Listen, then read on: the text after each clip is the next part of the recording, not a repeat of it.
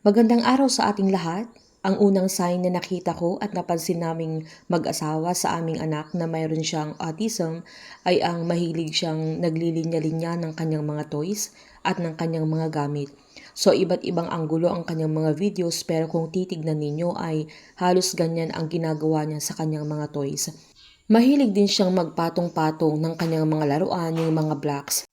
Maraming autistic na bata ang mahiling mag-align ng mga bagay tulad ng mga laruan, cars, blocks o crayons dahil ito pala ang nakakapagbigay sa kanila ng sense of order at comfort.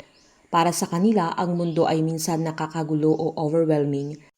Maraming tunog, ilaw at iba't ibang tao pero kapag nag-a-align sila ng mga bagay, nakokontrol nila ang isang bahagi ng kanilang mundo. Ito pala ang kanilang paraan para maibalik ang sense of calm at predictability. Bukod dito, may ilan din na mahilig sa patterns at details. Kaya nakakatuwa para sa kanila na makita na maayos, pantay at predictable ang mga bagay. Ang aming anak ay masinop ang kanyang mga gamit at very perfectionist din siya. Sa mga bedsheet namin sa kwarto, aayusin niya kapag nakita niyang magulo at hindi siya mapakali hanggat hindi niya yun naaayos at naibabalik sa dati. Kung titingnan natin, hindi naman ito laging weird or wrong. Ito lang ang unique na paraan ng pag-express at pag-regulate ng sarili nilang emosyon at environment. Nag-a-align sila ng toys kasi it helps them feel safe, calm at in control. At yung pamamaraan nilang yun ay nauunawaan nila ang mundo na ginagalawan nila. Para sa atin, parang simpleng laro lang pero para sa kanila, ito pala ay isang paraan ng paghanap ng comfort at control sa mundo na minsan ay talagang magulo din sa kanila. Kapag nag-a-align sila ng toy, sabi ko nga nararamdaman nila yung peace at order. Nakakatulong ito para ma-regulate ang kanilang emosyon at maibsan ang anxiety.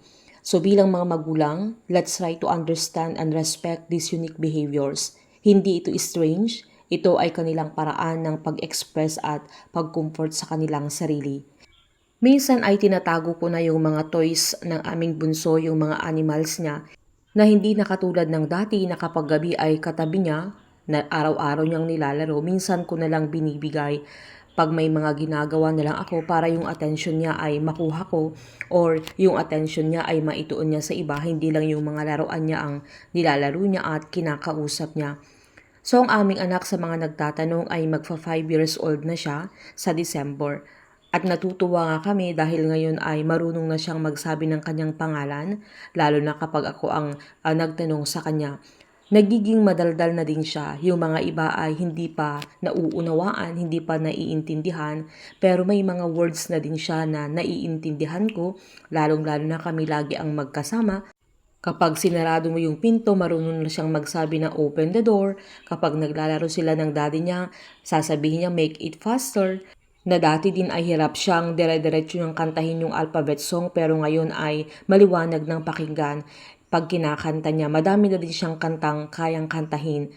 Kaya sa mga maliliit na bagay na improvement niya ay malaki na para sa amin dahil kumpara noon ay malaki na talaga yung pinagbago niya at madami na din siyang improvement at alam kong nakakatulong din yung therapy sa kanya at pagsubaybay ko sa kanya araw-araw. Kaya sa mga katulad naming mga parents na humaharap sa ganitong hamon sa buhay, let's continue to celebrate the uniqueness and love them the way God wonderfully created them. Patuloy po tayong maging matatag para sa ating mga autistic na mga anak.